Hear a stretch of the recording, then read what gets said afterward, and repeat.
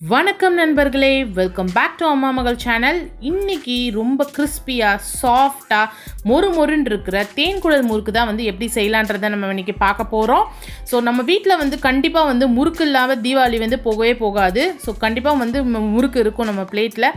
அது தீபாவளி டைமில் மட்டுமே கிடையாது, நம்ம டீ டைம் ஸ்நாக்ஸ் ஐட்டமும் வந்து கண்டிப்பாக வந்து நம்ம முறுக்கு தான் நம்ம சாப்பிடுவோம். ஸோ வீட்டிலே வந்து ரொம்ப ஈஸியாக சூப்பராக சாஃப்டாக மொறுன்னு வந்து முறுக்கு எப்படி செய்யலான்றதை தான் இந்த வீடியோவில் நான் சொல்லியிருப்பேன். நடுவில் டிப்ஸும் சொல்லியிருக்கேங்க. ஸோ அதனால் கண்டிப்பாக வந்து இந்த வீடியோவை ஸ்கிப் பண்ணாமல் நீங்கள் முழுமையாக பாருங்கள். நம்ம சேனலுக்கு ஃபர்ஸ்ட் டைம் விசிட் பண்ணுறீங்களா, அப்போ மறக்காமல் சப்ஸ்கிரைப் பட்டனையும் பெல் பட்டனையும் ப்ரெஸ் பண்ணிடுங்க. அப்போ தான் உங்களுக்கு நான் வீடியோஸ் லோட் பண்ணுறப்போ உங்களுக்கு அந்த நோட்டிஃபிகேஷன்ஸ் வந்துகிட்டே இருக்கும். முக்கியமாக யூஸ்ஃபுல்லான வீடியோஸை வந்து நீங்கள் ஸ்கிப் பண்ணாமல் பார்க்க முடியும். சரி வாங்க இப்போ வீடியோக்குள்ளே போகலாம்.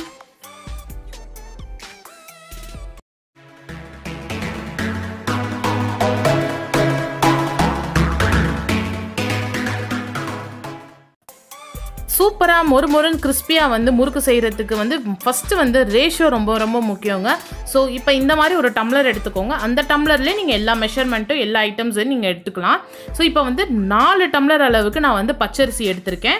ஸோ அதே டம்ளரில் 1 டம்ளர் அளவுக்கு நான் வந்து புழுங்கல் அரிசி எடுத்திருக்கேன். அதுக்கப்புறமா வந்து ஒரு 3/4 கப் அளவுக்கு நான் வறுத்த உளுந்து எடுத்திருக்கேன். இதை நல்லா ட்ரை ரோஸ்ட் பண்ணிடுங்க. அதுக்கப்புறமா வந்து அதில் 1/4 கப் அளவுக்கு நான் வந்து பொட்டுக்கடலை எடுத்திருக்கேன். ஸோ இதுதான் வந்து தேவையான பொருட்கள். நம்ம அரிசியை நல்லா கழுவி காய வச்சுட்டு இந்த மாதிரி வந்து மிஷினில் வந்து நீங்கள் அரைக்க கொடுத்துங்க. நான் இப்போ சொல்லியிருக்க மெஷர்மெண்ட் பார்த்தீங்கன்னா 1 கிலோக்கான மெஷர்மெண்ட் தாங்க நான் சொல்லியிருக்கேன். ஸோ இந்த மாதிரி 1 கிலோ அளவுக்கு நீங்கள் மாவு பிசைஞ்சு வச்சுட்டிங்கன்னா நீங்கள் உங்களுக்கு எப்பப்போ வந்து முறுக்கு சுடணுமோ, இப்போ தீபாவளி டைம்ன்ற மட்டுமே இல்லாமல் நீங்கள் மித்த டைமில் நீங்கள் அந்த மாதிரி முறுக்கு செஞ்சு வச்சுக்கலாம். இந்த மாதிரி மாவு வந்து 1 கிலோவுக்கு நீங்கள் அரைச்சி வச்சுக்கோங்க. ஸோ இப்போ அதில் வந்து நான் ஒரு 2 டம்ளர் மட்டும் நான் மாவு எடுத்து நான் இன்றைக்கி வந்து இந்த முறுக்கு நான் செஞ்சு காமிக்கிறேன். ஸோ 2 கப் அளவுக்கு நம்ம வந்து மாவு எடுத்துக்கலாம்.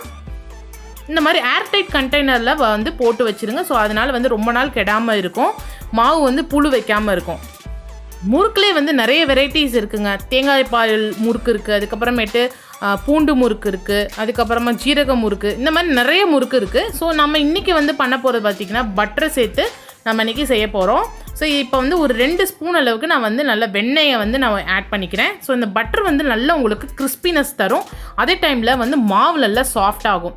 ஸோ இதில் ஒரு 1/4 பிஞ்ச் அளவுக்கு மட்டும் பேக்கிங் சோடா ஆட் பண்ணிக்கலாம். தேவையான அளவுக்கு உப்பு ஆட் பண்ணிக்கோங்க.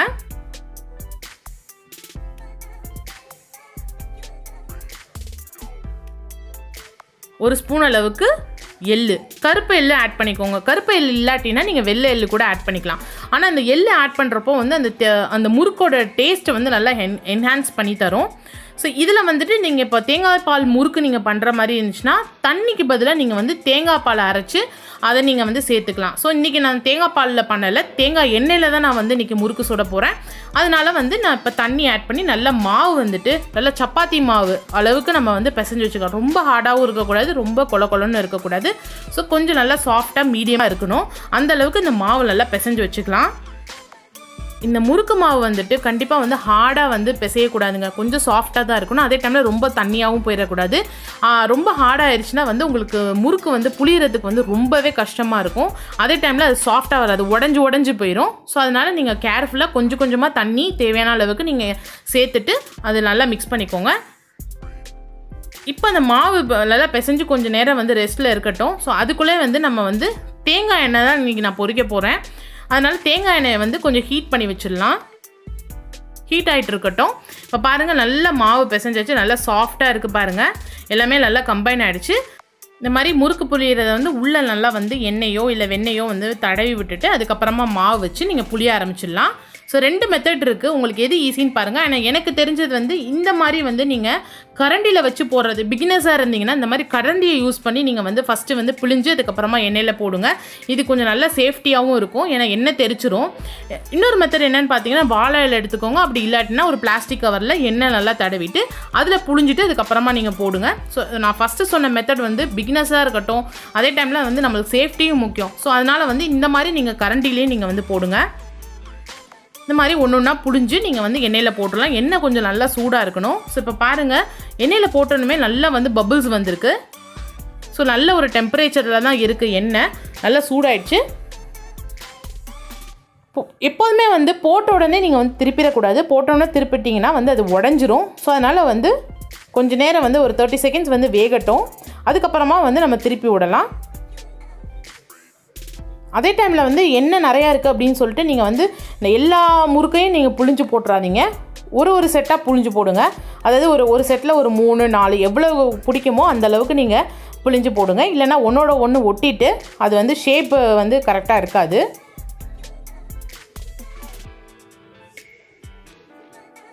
இப்போ 30 செகண்ட்ஸ் ஆகிடுச்சு. இப்போ நான் வந்து திருப்பி போட்டுடலாம். இது நல்லா வந்து ப்ரௌன் கலரில் வர வரைக்கும் நம்ம வந்து வேக விட்டுறலாம். அதே டைமில் வந்து இன்னொரு டிப் என்னென்னு பார்த்தீங்கன்னா, இந்த எண்ணெய் வந்து இப்படி பபிள்ஸாக வருதுல அது எல்லாமே அடங்கிடும். ஸோ அப்போ அந்த டைமில் நீங்கள் அண்டர்ஸ்டாண்ட் பண்ணிக்கலாம் நீங்கள் இது வந்துட்டு முறுக்கு வந்து வெந்துருச்சு அப்படின்னு சொல்லிட்டு. நான் அதை காமிக்கிறேன் நான். ஸோ பிகினர்ஸே இருக்கட்டும் அவங்களுக்காக வந்து இதை வந்து க்ளோஸ்அப் வியூவில் நான் இப்போ காமிக்கிறேன். எப்படி வந்து முறுக்கு வந்து பிழிகிறது அப்படின்னு சொல்லிட்டு. ஒரு 2 சுற்று வந்து சுற்றுங்க.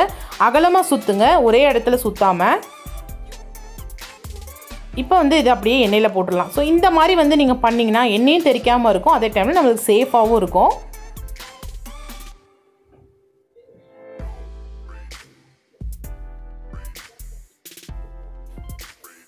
இதிலே உங்களுக்கு ஃப்ளேவர் வேணும்னா நீங்கள் வந்து பூண்டெல்லாம் இடித்து நீங்கள் போட்டுக்கலாம். ஸோ அதுவும் நல்ல ஃப்ளேவர் தரும்.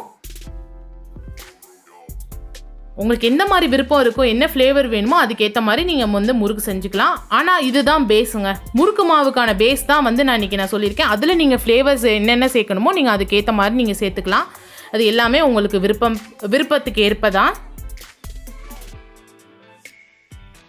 இப்போ பாருங்கள் வந்து அந்த பபிள்ஸ் எல்லாமே அடங்கிருச்சு பாருங்கள் நான் சொன்ன மாதிரி.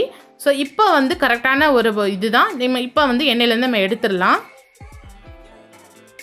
சூப்பராக வந்து முறுக்கு வந்து ரெடி ஆயிடுச்சு.